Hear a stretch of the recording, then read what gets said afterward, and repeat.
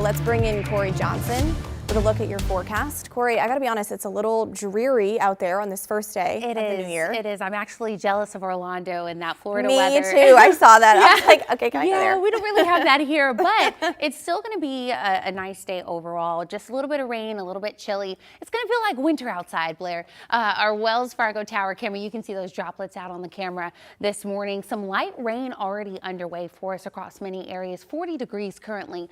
So digging into our weather headlines today, we're going to stay wet for most of the day and into tomorrow. Now, the gorge also gets icy. We do have a winter weather advisory underway, and so I'll break that down in just a second. As we get into the weekend, on and off showers do persist, and the colder temperatures are going to stick around for us for just a little bit, and then we bump up slightly in the way of a warming trend. And then by early week, a more active pattern does return in the form of some rain. So getting into your temperatures right now, sitting in the lower 40s across many stretches. 40 in Portland, 41 in Kelso. It looks like 41 in Astoria currently.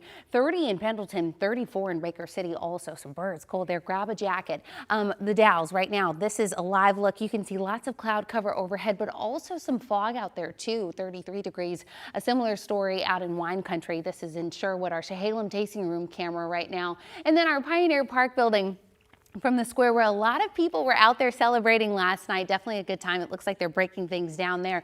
40 degrees currently. So getting into the rest of today. So the rain pretty light at this hour, but as we get throughout the rest of the afternoon, that's when it becomes more widespread if you take a look at the map. And it does become a little bit steadier. And then this pattern sticks around as we get into the evening hours, namely in Southwest Washington and near the coast. Portions of Portland may see some breaks in the rain, but only minimal. Getting into those watches and warnings, a winter weather advisory that's in place until 10 a.m. tomorrow, and that's for the Gorge and Central Oregon, because those areas, if you remember from the temperature map I showed you, those areas are sitting a little bit chillier. They're not going to warm up as much throughout the day, and that creates the chance for some freezing rain. And so it'll create some slicker conditions. You want to take your time if you're traveling, especially along I-84. Getting into your hour-by-hour forecast, 40 looks like a very popular number for the rest of the day for us. I do think, though, at some point we will bump up slightly. Getting in the way of Southwest Washington temperatures, a similar story for us, mid-40s across much of our day.